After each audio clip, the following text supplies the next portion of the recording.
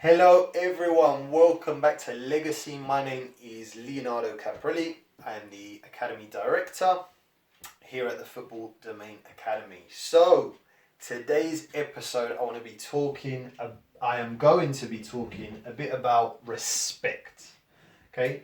And how to respect your coaches. Because ultimately, if you respect your coaches, coaches will respect you back. That's how it works, not only in sport, but it generally works in life. The more you respect people, the more people will respect you. And ultimately, the more you will get in return. So, respect was something that I needed to learn when I was younger.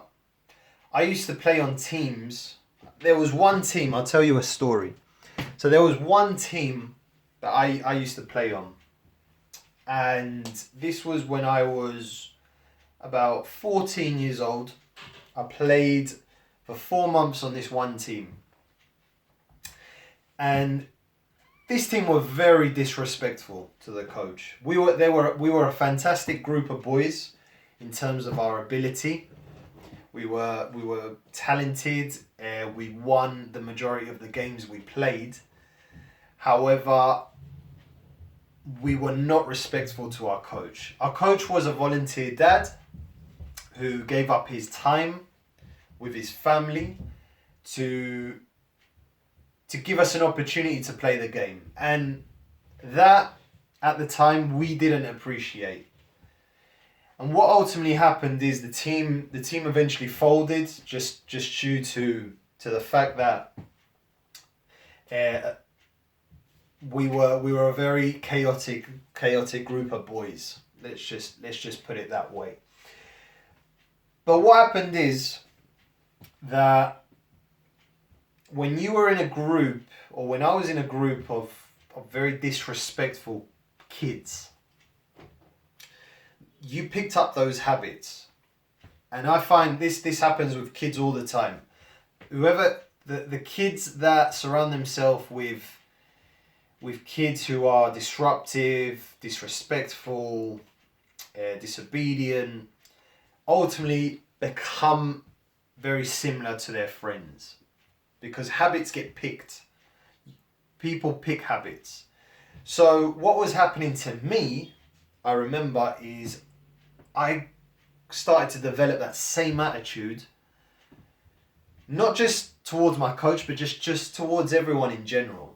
Because I was seeing us winning, but I was also seeing us winning, and through the winning, we were seen as we were respected. But looking at it now, as I'm older, wish I was younger, I can tell you now that you can be a winning team all you want, but winning can only get you so far. You need to be an all-round team, and with all-round comes respect. And you need to be respectful when you win, and you need to be respectful when you lose. When we lost, it was a nightmare. It was an absolute nightmare. We didn't like losing. Usually games ended up in a fist punch because we just couldn't take defeat. We were really bad, and we were just uncontrollable. But what happens is when I left that environment and I moved to a team that respected their coaches, and where that behavior wasn't accepted, I felt isolated, and because the mindset was completely different. This team, the new team I went to, they weren't a winning team, but they were respectful, they were helpful, they were a family, and I felt good. But it took me a while to change that mindset. That mindset of, the session's done, right, I'm going. I'm not helping the coach. I can't be bothered. Or just trying to arrive just before kickoff in not to do the warm-up. And these are all things I'm going to talk to you a bit about today, but these are the things that I had to then change my mindset when I got to this new team. Because when I got to this new team, these kids, even though they weren't winning every week, but they were respectful, they were humble, and they wanted to be there. The other ones were very talented, good, but they had nothing else. They only had skill. So if you can combine the skill with a strong mindset and respect, then I do believe you'll get further ahead in the ladder. So, number one, always, to get more respect from your coaches, you need to give respect. So the number one thing that I noticed on this new team was every player gave the coach a handshake and a thank you for the session. So whenever they arrived, there was a handshake, a greet, to say, "Hi coach, nice to see you, I'm here." Boom! The coach was happy. It's that physical contact with your players. Coach is ready mentally. So that's going to gain already respect because he's going to go into the session happy and with a good mindset. Number two, always say thanks. In my first team, no one ever said thank you to the coach for the session. No one. It was like it was expected. And what happened is, my first session, when I moved to this new club, everyone was saying thanks to the coach. Thanks, coach, for the session. Appreciate it. Is there anything I can help you with? And I changed the mindset. Like, for me, it was, why is he doing that? He's very keen. So I was already thinking wrong. But simple things, once I got into the habit, the coach started to respect me. He started to give me more playing time, more responsibility, and also more feedback. Because he was in a happy environment. So always shake your coach's hand, always say thanks. And something that team always done, which took a while to adjust, he always called the coach sir.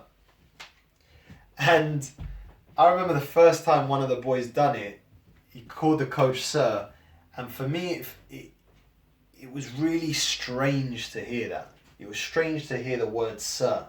Like, why? But the word sir for a coach shows authority, and it shows that adult is the authority of those kids. He's in charge. He's respected. He's the role model. So what happened is, these kids coaching, saying sir, yes sir, thanks sir. It created an environment where there was a leader and we were the followers. And we would follow our leader into battle, which were games. And it's all very philosophical, but it was a great environment to be with, because there was that respect. And what happened is, those coaches then gave you the respect, because when you needed the coach just for a piece of advice, maybe not even related to football, he was there. He was there to give you that advice, pat you on the back, tell you well done. And this was all created through these three simple things. That when I was at my first team, yeah, we were winning every single week. We were winning trophies. But what did you gain off the field? And what did I gain? I gained nothing. I became disrespectful. I wasn't thankful for winning. I never learned how to lose. Whereas this team were unbelievable losers. They lost with dignity. They lost with a handshake saying, "Well done, great game." And when they won, the same. They were thankful, and it was completely different. But these three things helped me: handshake, shake the coach's hand before once I arrived to session, shake the coach's hand, and when I left, shake the coach's hand. Always say thanks to the coach for the session. You know, these coaches give up. We give up our time with our families to try and get kids better. And I think a lot of players and families don't appreciate that. And usually coaches can do things that parents can't do. And when your coach puts a lot of time, effort and energy into your child, then I do believe you need to be thankful for it as well. So something we learn to do is always say thanks to the coach. When he gave us a bib, when he said something nice to us, when the session finished, simple things. And the third one was sir. We treated him with respect. He was the adult, he was the authority, he was the leader of the group. We treated him by saying, "Yes, sir. Thank you, sir. What can I do for you, sir?" And he respected us, we respected him, and it was a fantastic environment to be in. We didn't win many games, but we built a lot of memories, a lot of friendships, and a lot of those players have gone on to become successful away from football. But what they learn in being in that environment has created their success off the field. And I'm 100% because I'm still in contact with a few of them. And those habits, these three habits, have got a lot of them into positions that they are in now of success. And I know for sure I've implemented these three things in certain areas of my life that have got me things and got me things that I thought were impossible to get. And they're just small, simple habits that one coach built a culture. We respected the coach, then the coach respected us, and it was fantastic. Okay, so thank you for watching this episode. I hope this has been of value to you, and if it has, please like the video.